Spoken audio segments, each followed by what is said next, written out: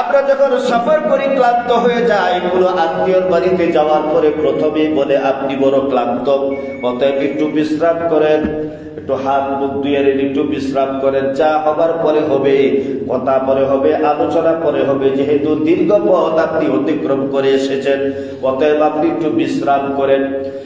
আমার নবীকে আল্লাহ পাক রব্বুল আলামিন ডাক দিয়ে বলতেছেন, ও নবীজি, আপনি বড় ক্লান্ত শ্রান্ত, কেননা সেই কাবা হাতিম থেকে শুরু করে আপনি বাইতুল মাকদাস এসেছেন, ওখান থেকে সপ্তম আসমান পাড়ি দিয়ে আমি আল্লাহর বাড়িতে এসেছেন।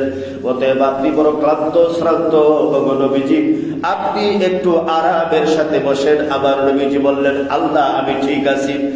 আল্লাহ পাক রব্বুল আলামিনের উদ্দেশ্য হলো ভিন্ন রকম। আমার নবীজিকে বলতেছেন, ও আমার প্যারা হাবিব, ও আমার হাবিবুল্লাহ, আমার আরশে আজিমের দেয়ালের সাথে একটু পিঠের ট্যাগ লাগাইয়া বসেন। নবীজি বলতেছেন, আল্লাহ আমি ঠিক আছি, আমি এতটা ক্লান্ত এতটা শ্রান্ত নই যতটা আপনি মনে করতেছেন। আবার আল্লাহ ডাকিয়ে বলল, ও নবীজি, আপনি বুঝবেন না, এই তো আমি প্রথম আমার বাড়িতে আম্বিয়াদের পক্ষ থেকে, নবীদের পক্ষ থেকে একমাত্র আপনাকে আমার বাড়িতে মেহমান করেছি। আর শুধু সেজন্যই এই মেহমান করেছি, এতটুকুই শেষ করে দিতে চাই না, আমার আরশে আজিমটাকে আমি ধন্য করতে চাই। বলে কিভাবে?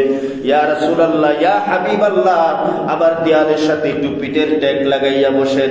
কেননা যদি আপনি ট্যাগ লাগাইয়া বসেন, পিঠের সাথে যদি আমার দেয়ালটা, আমার আরশে আজিমের দেয়ালটা স্পর্শ পেয়ে যায়, তাহলে আমার পুরা আরশে আজিম আপনার মুবারক বরকতময় দেহের পিঠের ট্যাগ লাগানোর মধ্যে আজীবনের জন্য আমার আরশে আজিম ধন্য হয়ে যাবে। আল্লাহু আকবার। আমাদের নবীকে আল্লাহ পাক রব্বুল আলামিন কতটা স্পর্ধা, কতটা সম্মানিত করেছেন। তিনি যেহেতু সম্মানিত হয়েছেন, তাহলে আমরাও তো কোনো অংশে কম নই।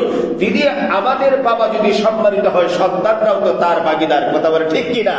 অতএব আমাদের নবীকে আল্লাহ পাক রব্বুল আলামিন এতটা সম্মানিত করেছেন যে আল্লাহর রাসূল সেই সম্মান পেয়েছেন, সাথে আমরাও পেয়ে গেলাম।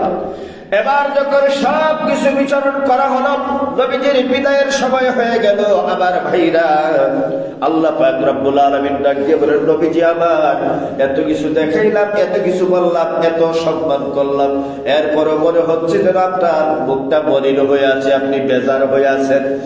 আমার ভাইরা, আল্লাহ পাক রব্বুল আলামিন যখন এই মন্তব্য করলেন, নবীজি একটু মুস্কি হাসি দিলেন। মুস্কি হাসি দেওয়ার ভিতরে আল্লাহ পাক রব্বুল আলামিন বলেন, নবীজি আমার, আপনি মুস্কি হাসি দিয়েছেন, আমি কিন্তু বুঝতে পেরেছি আসল ঘটনা কি। আসল